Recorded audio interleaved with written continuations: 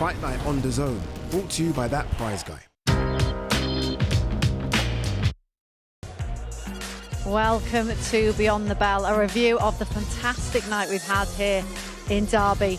It's been incredible. There's been a bit of everything really on the card. We're just seeing some footage of our main event winner there, the local hero, Derby's very own Ty Mitchell. He got the job done, and to be honest, he did it in style, didn't he?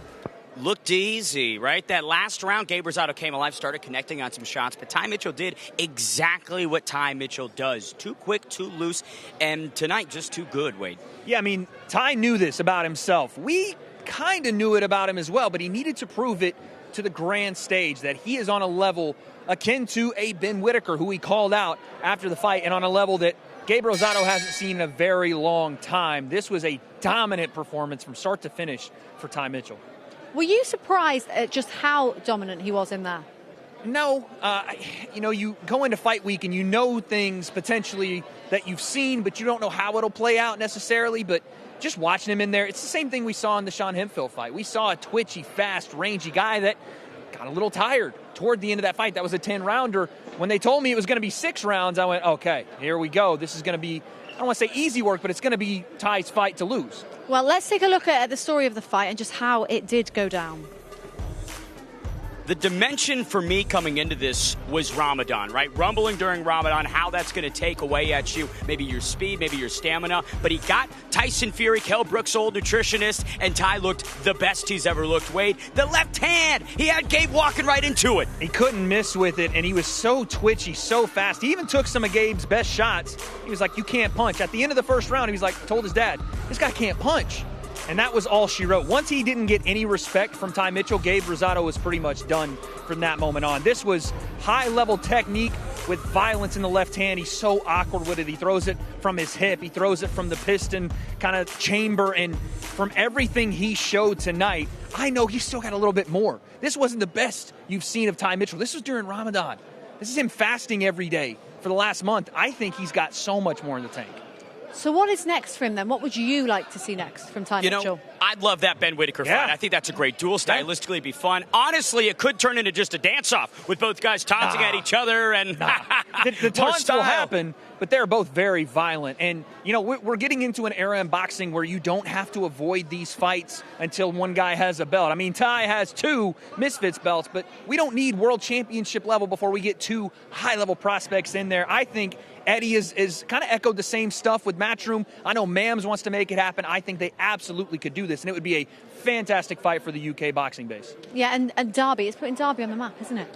It is. This is what you love to see about Ty. He's bringing the whole community with him. His son's always at his side. Yeah. His father rallying the troops here in Derby. They're all coming out in droves. We were talking this week, out in the community, chatting up with people, and they all love Ty Mitchell. They could not say enough good things about him. Restaurant owners, people that are just walking by, and so he carries an army alongside him into the ring.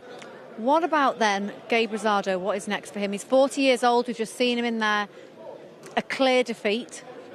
Do we see him again in the ring? I mean, that's for Gabe to decide. I have no idea what his plans are next. I can tell you that he is a legend in this sport, and all the due respect for him retiring and then coming back and, like most fighters do, wanting that last go, and he may have found some things out about himself tonight, whether, that means he wants another fight, whether he means he looks in other directions, but he is a skilled analyst. He's one of the best minds in the game. I respect that man so much, and he has nothing to hang his hat on tonight. Whatever he does next, he'll be great at it. Yeah, he certainly will. Well, it wasn't just the main event this evening. We had some other fantastic fights. Yeah. So let's go back to our double Olympic champion, Jade Jones. I mean, what a performance and what a knockout we saw.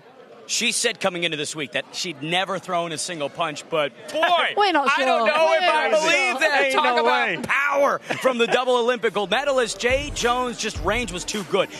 One thing that transfers over from Taekwondo is footwork, elite movement, elite positioning, and Wade, she had that in droves opposite the hip-hop royalty. I don't think I've ever heard a lie as big as Jade Jones saying she'd never thrown a punch. If anybody in that ring had never thrown a punch before tonight, it was Egypt Chris. No offense, but she got in there. She showed a lot of heart, but my goodness, on the button, was Jay Jones. You talked about the crossover from Taekwondo to boxing. Yes, they're different sports, but your footwork does apply. She stands in a bladed stance. It makes it very hard for her to be hit. And obviously being a southpaw, that's another advantage she has. She's long, strong, and I'm going to tell you something. Just by the reaction here and online, that girl's a star. What's next for her then? What would you like to see? I'm not sure in terms of specific opponent who we should line up against Jay Jones, but talk about a message that's been sent to the rest of the division. No longer is it just going to be the content creators or influencers. You've got a woman with 2 gold medals at home at the Olympics that now you have to square off with on your path to the title. So I'd say the bar's been raised. She might be the best combat sports boxer we've seen on Misfits in the women's division. We've had Elle Brook. We've had some other people come through and really, Julie Polka. But that right there, as a first-time performance, was incredible. Sorry, you're saying they're better than Afghan Dan and Little T, Wade? In the women's division, but yes, Afghan Dan and Little T had their own specific little man division, of course. Do you think that she could maybe encourage some of the professionals to come over to Misfits on the women's side? Because, there might be a sort of lack of opponents, so it could maybe people might have their eye on that and thinking, yeah, I'll give that a go. There's a big discussion in the tatami spaces right now at the highest level where there aren't avenues, there aren't big income streams. You have to adopt grappling and go the mixed martial arts route or step into the squared circle, disciplines that aren't their own. But I think what Jay Jones proved tonight is that Misfits could absolutely be the place for some high-level tatami stars to bring their talents onto a platform like this one. And not only that, but high-level stars in women's boxing. We have Misfits, this platform, but we also have MF Pro. And there's a lot of opportunity there. And again, Mams Taylor, Callis Sauerland, Nissa Sauerland, they're going to work with a lot of promoters to put on the biggest fights they can, like one coming up in April with Derek Chisora and Deontay Wilder, company man. Well, let's look back to our chief support. We were talking about it all week. We were, seeing the antics. We were just letting it all happen, let it unfold. And it certainly did in there, didn't it? You wake up the monster. You bring back the boogeyman. AK got a little bit maybe too into the trash talk and not enough inside the ring because it's the Waleed Sharks of old that touchdown in Derby. The way that he set all this up behind that lead hand, triple jabbing into the pocket, Argentinian King backing up on a linear line, giving Waleed nothing but a firing range to send that cross and send Argentinian King home, Wade. Yeah, we saw Waleed that we hadn't seen since 2023. The confidence behind what he was doing. After those Dean the Great fights, something changed with him. He got a little hesitant. He started to question himself, and you couldn't fault him for it, right? That happens in a fighter's mind. But whatever he did this last 6 months, last 3 months to get himself ready for this fight, we saw the man that almost beat Dean and had him down, wobbling around in their first fight. I want to see what he does next because desperation mode was tonight, and he absolutely delivered. And this is such a Shark Tank division, right? The lightweights, you had the interim lightweight tournament not that long ago. Waleed Shark Tank. I don't know, Joey Knight, maybe a little Cray. I think there are some bodies that I'd love to see Waleed Sharks come up against next. Amato Vargas as well. I'd like to see that fight. He's got Amato some come options. back. Yeah, he's got some options. He called out his mate in the corner as well. Yeah, Fox. I think Fox has got, I don't want to say, maybe some other plans going for Fox, but you never know.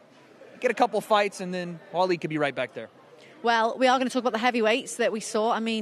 What a turnaround in that fight it was from Jordan Banjo. He didn't look like it was going his way at all.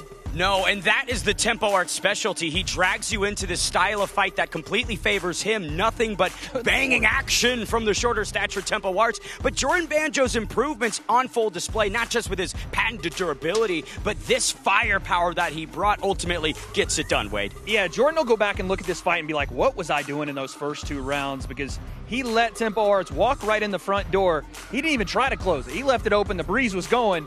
And Tempo, look at that, licking the shoulder. Tempo was an 18-wheeler downhill. But what Jordan found out about himself in those first couple of rounds is that he could take some punishment and still be in there. He could take some punches from a big hitter like Tempo and fire back. And then finally, in those last 2 rounds, and really in the last round when he needed it, I think he was down on the cards, and he needed a special round. He dropped Tempo twice by, you know what? Creating space with his lead hand, finding ways to get out of the way and drop the right hand.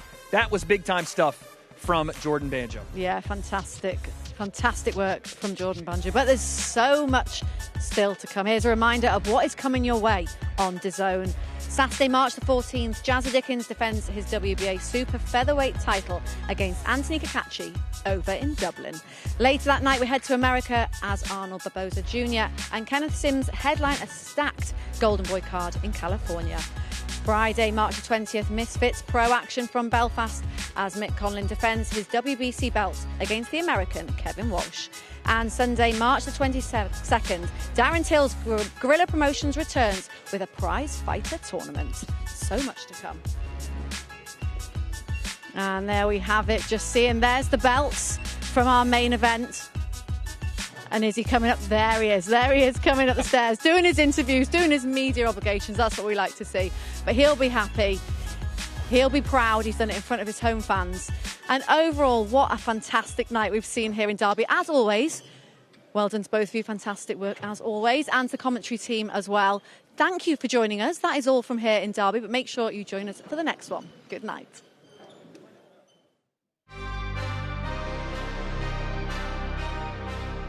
Hey. Yeah. Hey. Yeah. Flipping the script from my old ways. Look up and switch them in flow state. Commas, I'm going through growing pains. I wasn't used to being so gross. I tighten the threads at a crochet. I wake up to cushion some OJ. The last tape I dropped was a rollway. It's yellow, I swear. So I be asking permission for it. This type of shit what we breaking tradition for. Clearing the mission, don't care who the victim. I'm dying for all that I'm living for.